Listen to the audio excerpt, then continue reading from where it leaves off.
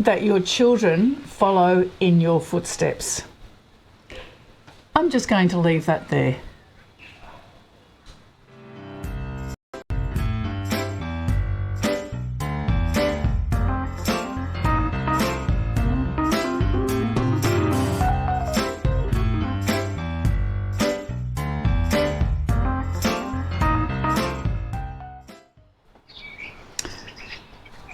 Hi, Chris. How are you? Oh, there you are. Hi, Chris. Hello. How are you going? Awesome. How are you? Fabulous. Now, from your 2 acres, I'm imagining that you've got a lot of random shit, and that's the story. You know, people have been saying, "Oh my God, you've got who on? Chris. He's got so much random shit. You're going to be there for hours." I don't know how we're going to get this into 15 minutes, Robin. Okay. Well, let's just charge straight into item number 1. What have you got for us? Well, behind me, I've affectionately known our doorman here, the Dillabar Hare, but I recently learnt last night that he is actually the Wivenhoe Hare. He was made by Jess's dad out of recycled steel. Yeah. And he is being crafted from a vision of a hare that was standing by the side of the road near the Wivenhoe Dam. All right, so you might have to just walk us around because it's a little bit hard for us to see. It is hard to see because it's quite a natural looking steel and timber man. But yeah, he's got some recycled bits of steel and stainless steel here. He has a little pipe down here. Oh, yeah, oh, okay, yeah. Yep, I've got it now. Made from a socket, and some spanners here for hands. Hands, yeah. And then down the bottom is a couple of excavator boots from a bucket. I love it. And some leaf spring. Yeah. So. Oh, that's fantastic. It's quite a unique, crafty little guy. Yeah. And it's quite fitting for the entry of our home. Perfect. Very random. Yeah. No, I like it. And how tall would it be? He's about 1.2 metres. Okay, so tall. A fair size. He's got a little stick here as well. Yeah. Is that for whacking people on the shins or something? That's for whacking. Yeah, that's for whacking that. Yeah, okay. That's good. The naughty ones. Yeah, that wouldn't be me. No. All right. Or John. Or Matt. Or Lewis. Anyway, we're all nice. Yeah. Okay, yeah. I've got my first random piece of shit. Now, it's in this box, and I acquired this from a friend of mine, I think in about 1992 or something like that, with the idea that I was going to do something creative with it. And I had this vision of floral arranging. And it is 1, 2, 3, and I hope I don't drop them. I've had them all these years. 4. What are they? 5, 6. Are they glass cylinders? Test tubes.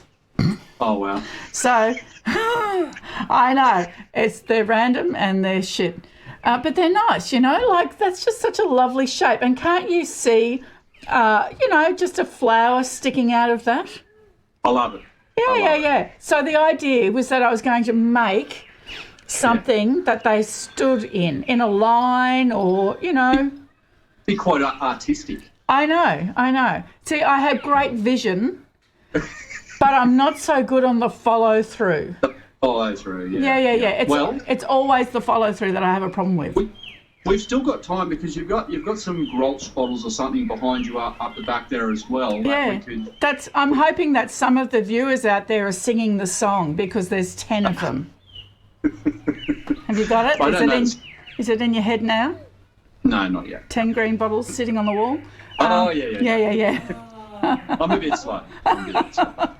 All right. Yeah. So there you go. There's 6 test tubes. I got them in about 1992 from my friend Carol. Hi, Carol. And there they are. I still haven't done anything with them. They're still in the box she gave them to me in. And she was clever. She offloaded them. They're not her pieces of random shit now, are they? Don't worry, Carol. They aren't lost. No. All right. So what's your second piece, Chris? Well, we're going on a little trip, actually. Yay. I'll try and keep it as steady as I can. All right. And entertaining too. Please, just entertain us. Yeah, well, we're walking up the back. Our backyard elevation is about 20 metres high. Okay, yep. So I'm just going to pan the camera around and take you past. That's the garden arbour and the boardwalk I built last year. Does it go anywhere? Yep. Oh, cool. The rock good. wall and the cabin up the back. Nice. So that's the way I need to get up there. All right. All right. We call the cabin the parlour. Yes. And it was a bit of a mission to build the parlour. It took me quite a while. A mate of mine helped me out when I had 5 weeks off work. Yeah. On the way up to the parlour also is I'll pan around and show you, the thinking stool. Oh, that's cool. Okay, so is that where the naughty children go? Yes, that's the contemplation seat in case someone that isn't very well trained at climbing hills needs a rest. Yes. And to contemplate. We've just had a bit of repairs done to the parlour because we had a tree go through the roof. Oh, not nice. No, so it's just been fixed and cleaned up. That was the tree.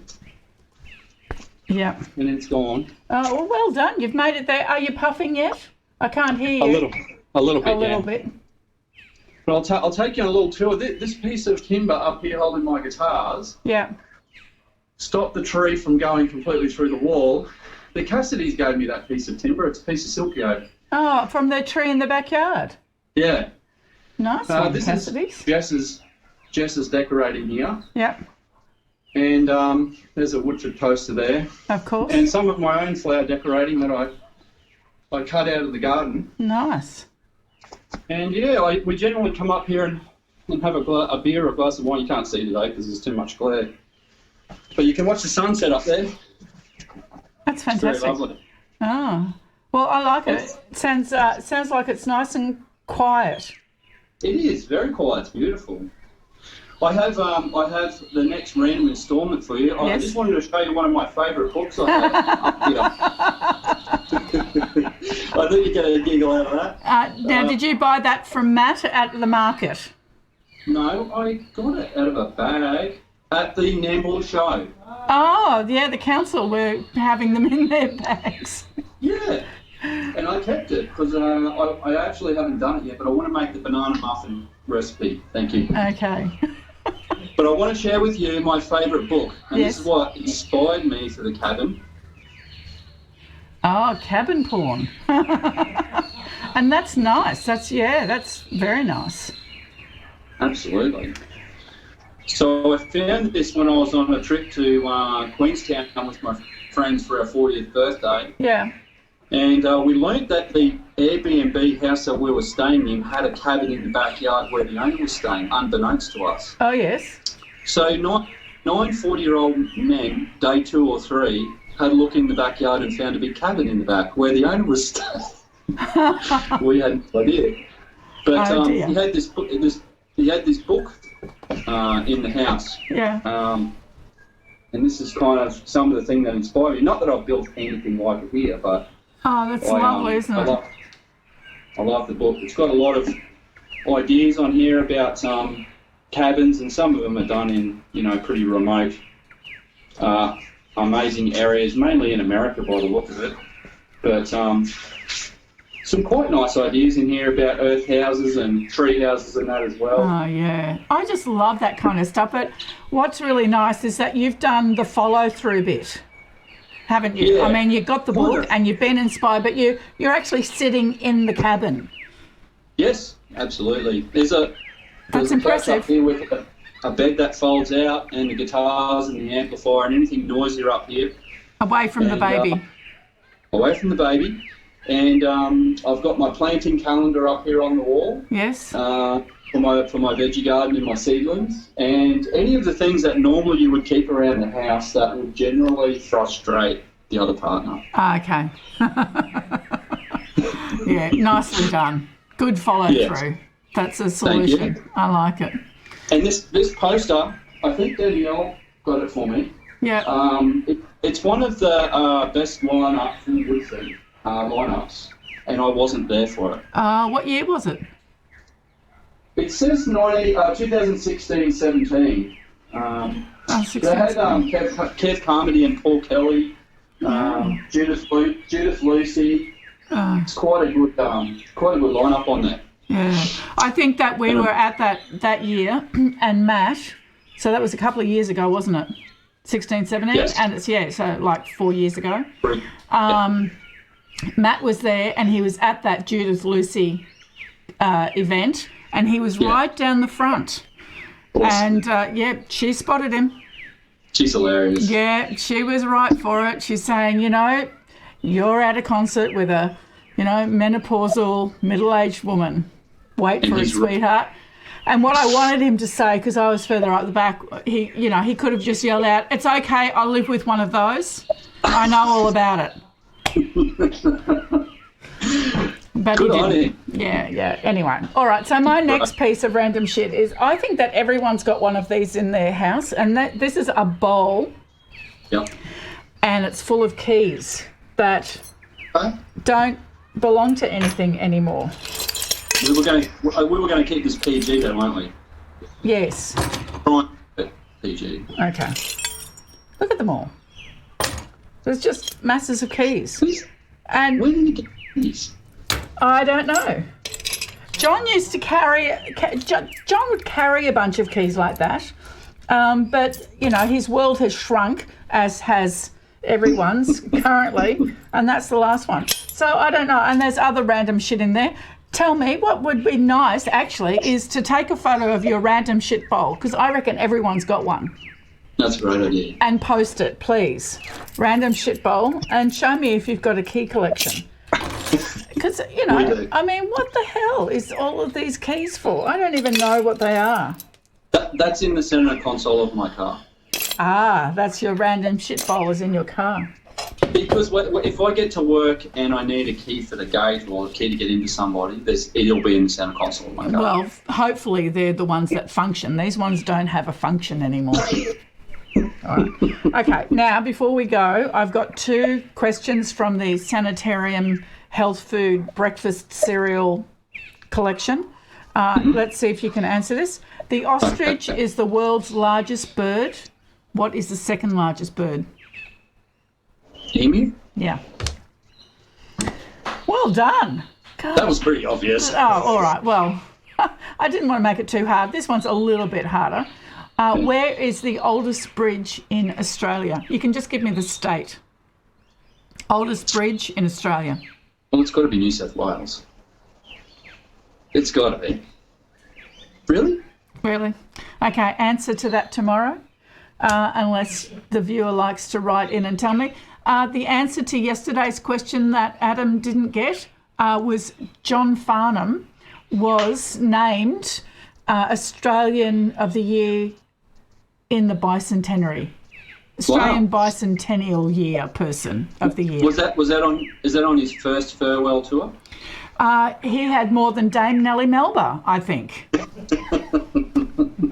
Hey, just a question as well. Yesterday in your chat with, was it Julie? 2 days ago, Julie. Yep. You mentioned that you were proprietor of the Stephanie Alexander Garden. Was that at Chevelham? Yes. I was the got it all happening there at Chevelham. Standing on the shoulders of many people that came before me. But to get the Kitchen Garden Foundation program going at Chevelham, I did that. Excellent, that's awesome. I thought that's where it was from, but you didn't elaborate on that yesterday. Yeah, no, that was in another life, and that's another whole conversation.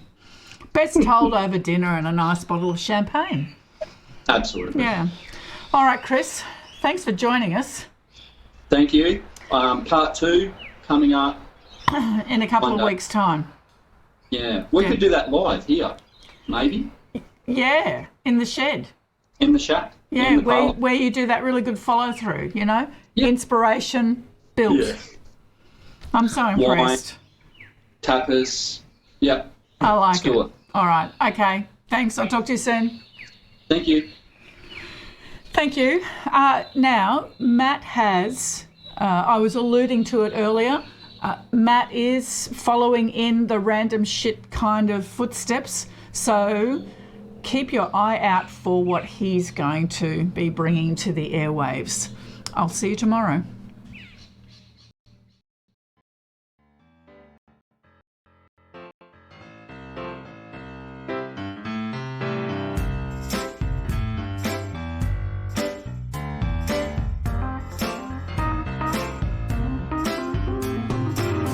Yeah, see that? Yeah, I can see it.